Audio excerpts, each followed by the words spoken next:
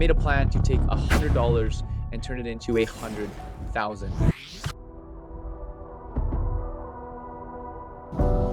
Listen up, fellas. 2019 sucked. I had no money. I was going to a school that I hated, and I had very little confidence and self-worth. But I wanted to make a change. So I made a plan to take $100 and turn it into 100,000. But I didn't do that, because instead I turned it into 160,000. Now in this video, I'm going to share with you that plan. I'm going to walk you through all the steps I did in order to make that happen for you.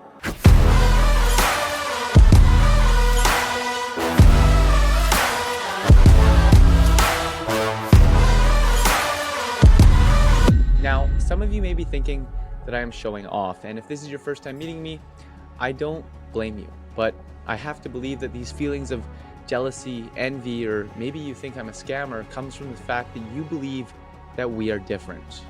And I promise you, we are the exact same. Hey, I'm gonna give you guys a tip on how to get new clients and customers for free.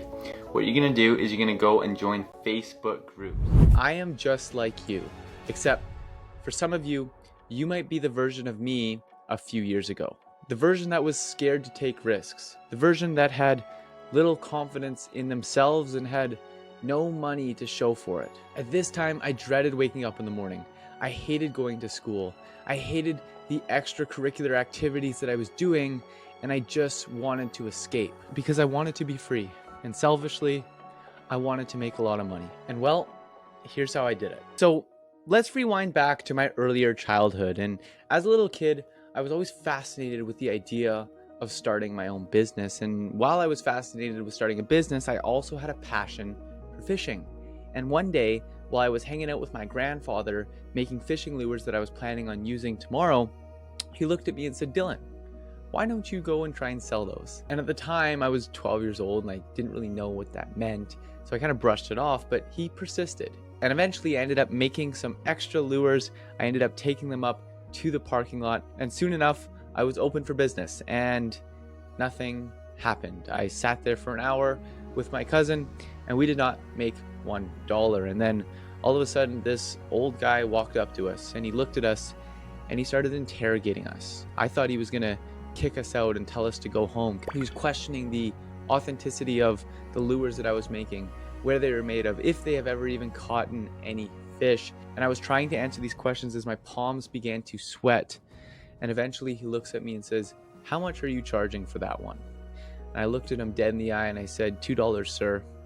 He hands me a $5 bill and tells me to keep the change. And then I packed up his lure, sent him off on his way, and I celebrated like I had just won the World Cup. And that was the moment I was hooked on the idea of becoming an entrepreneur. So from that moment on, I began to try and build out a business called Dylan's Flying Tackle. But as I began to, go back to school and the kids at school found out about it, I began to get made fun of it all the time. And this was before I had built the character that I've been able to build today, which ultimately caused me to quit my business and to go do normal kid things such as continuing my hockey career. But after a few years of intense hockey, I began to really fall out of love for the sport. And as I began to lose my love for hockey, I began to look for other things to do with my free time, which is when I originally stumbled upon the idea of dropshipping. And within a couple of days of first hearing the word dropshipping, I had my own dropshipping store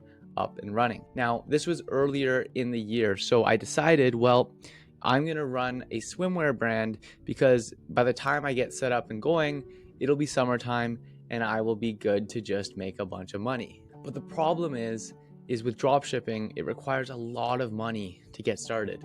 And this was at the time where I had none to my name. And so what I tried to do instead is I tried to recruit a bunch of influencers to sell my products for me. And well, I was being a little bit unethical with my practices there, and it ultimately led to some backlash, which caused me to have to shut down that company and learn from my mistakes. But I gave it one more try. And with the second try, I began to invest basically every dollar that I had into this second dropshipping store, and it kind of worked.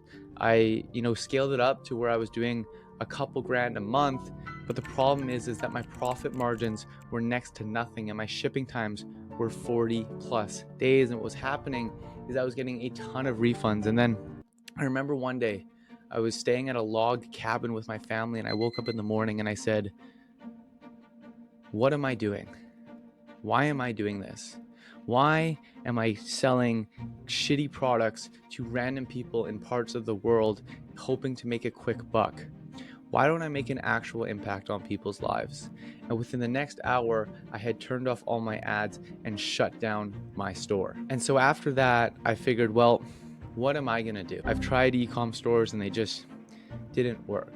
And so I figured, well, maybe I'll try an in-person business. So my next bet was to create a food vendor business where I would travel around to local sporting events and sell hot dogs, lemonade, and different summer foods. And although I was able to scale that up to the point where I was making $100 to $200 a day, it really wasn't scalable because, first of all, these events that I was going to only happened a few times a year. And second of all, I was a one-man show running the entire thing. And so after that summer ended, I had no more people to serve. I had no more events to go to, and my income shriveled up to zero once again. And so as that business wrapped up is when I took my $100 and I came up with a plan to develop it into $100,000. And during this time, I was going to a well-respected university that, well, if I had just stuck with it, would have set me up for life. And I knew that. I knew I was in a comfortable environment, but I hated it. I hated going to class. I hated my teachers. I hated my classmates. I didn't relate to anyone in my situation. And then one day I was sitting there in class and the teacher asked, well, who wants to be an entrepreneur one day? And as I raised up my hand, I looked left and I looked right, and I realized that I was the only one with my hand up in the air. And that was the moment that I knew I am at my breaking point. I need to make a change. I need to go all in on this plan to turn $100 into $100,000, or I'm not going to live with myself.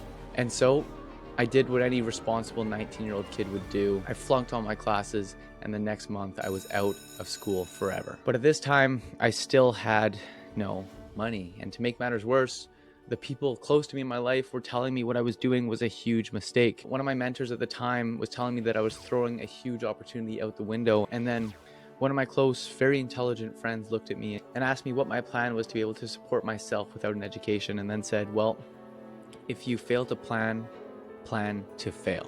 But I didn't want to tell him my plan because I knew that he wouldn't get it. But my plan was simple.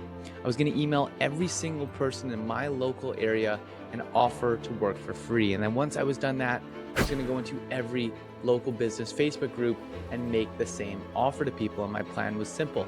I was going to work for people for free, over deliver, and go above and beyond on my free work and sign paid clients like clockwork.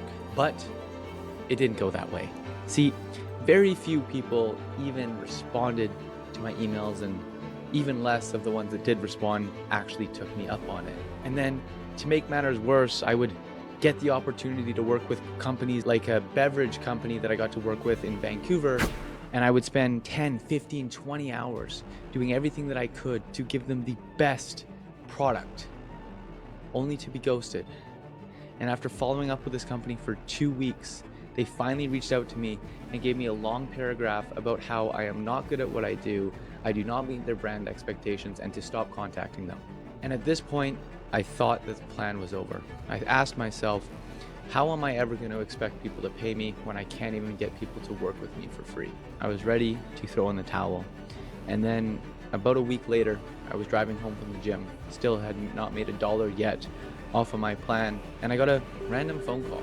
And I answered the phone, kind of confused as to who would be calling me, and it was this young lady on the other end of the phone. She said, hey, is this Dylan? I'm like, yeah. I was very unprofessional at the time. And she goes, hey Dylan, you did some work for a friend of mine and I really liked it. How much do you charge? And I panicked. I've never been asked this question before. And I said, $200? And then I sat there with my heart pounding. And she goes, oh, perfect. Can you do Wednesday? And that was my first ever paying client. Now, after I worked with this client, they, for the first time, were thrilled with the results that I was able to produce. And then what I did is I took the work that we did together, I packaged it up to showcase and demonstrate my skills, and I turned it into a Facebook ad. And I took 100 of the $200 that I had just made, and I put it into a Facebook ad where I was claiming to be Vancouver's #1 digital marketing agency. And because I wasn't Vancouver's #1 digital marketing agency, and I was just a 19-year-old kid with a laptop working out of his bedroom, nobody believed me. And after spending $100 on this ad, I got 0 results. And so again, I had no idea what to do. But I figured that I would try the ad one more time. And this time I was going to take a completely different approach. And I did this out of an act of desperation. I said, hey, my name is Dylan and I'm an 18-year-old entrepreneur growing my videography and marketing business. I am looking for business owners in Vancouver to connect with. If you're interested in networking, call me at 604, and then I introduced my phone number. Now, to my surprise, I clicked publish on the ad, and within about 2 hours, my phone rang, and it was somebody who wanted to hire me. I called them and I sold them a marketing package, and then about 30 minutes later, my phone rang again, and the same thing happened.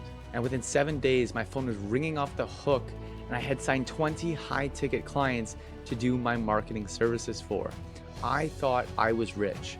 I thought I had made it. I thought that I had finally cracked the code, and it was finally time that I could prove all the people that were telling me that I wasn't going to be able to do it wrong.